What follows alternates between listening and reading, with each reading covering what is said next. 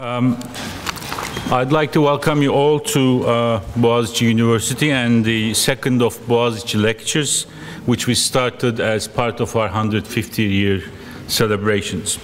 Professor Stefan Syzmanski is a well-known and prolific sports economist. He is currently the Stephen J. Galati Collegiate Professor of Sport Management at University of Michigan, Department of Kinesiology.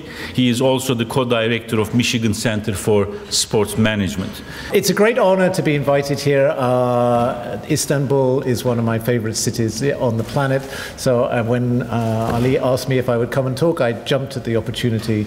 It's always a great thrill to be here. And also, of course, to be here for the 150th anniversary of this university, this great university with its enormous history. And there's a striking parallel for me as somebody who writes about football, because, of course, it's also in last year the 150th anniversary of the English Football Association, the first national football association on the planet. So the two things happened at the same time.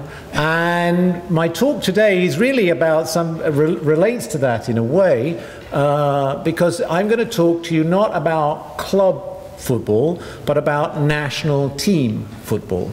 And I'm going to talk to you about competition between national teams. And my story today really is about how that process might occur, and particularly I'm interested in measuring statistically to what extent this process is occurring. So the word convergence refers in economics to the idea that those who are behind are likely to catch up with those who are in front. And so the question I'm going to look at is, to what extent are the results of teams from outside of those two federations doing better over time? And I'll show you some data to look at that. The first thing to note, of course, is the expansion of the number of games. So in the early years, the national team is playing relatively few games. But particularly in the post-war era, you see a very rapid expansion.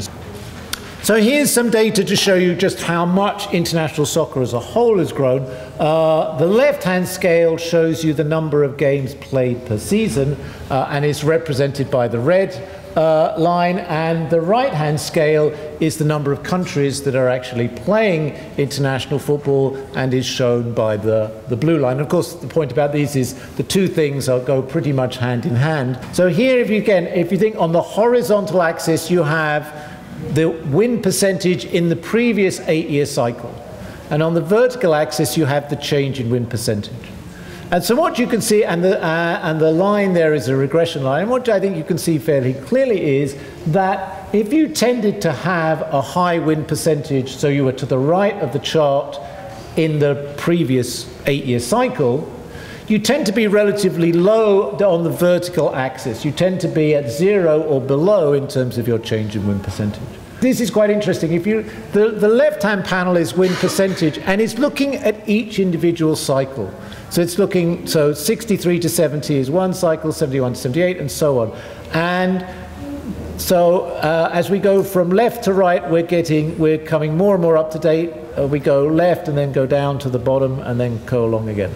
And one thing that's noticeable about this is that the relationship is getting flatter. In other words, the size of the relationship, the size of the convergence effect is getting smaller over time. My own view, I guess, would be that ultimately, I think results will converge yet further, and I think, but that may take some time. And there are, just as there are difficulties and challenges in the convergence of GDP across the world, there are difficulties and challenges in the convergence of football results too.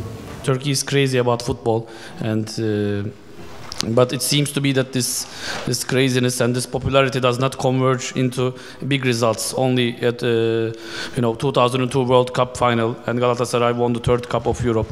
Just some successes every 5 or 6 years, just by coincidence or by just catching some young generations. But we don't see any structures, infrastructure. I think one of the things you need to learn is the pain of the Englishman, right? So, you know, we think of ourselves as having invented this game and we never win anything, so why should you? As I showed at the beginning, Turkey has actually improved significantly in the last 30 years, and I think my guess is that that improvement will continue, precisely because you are so incredibly passionate about the game in this country, and that's an important driver, I think. Okay, I think on that positive note, thank you very much for coming. We hope to discuss sports on this campus more often. And we thank Professor Syzmanski for this.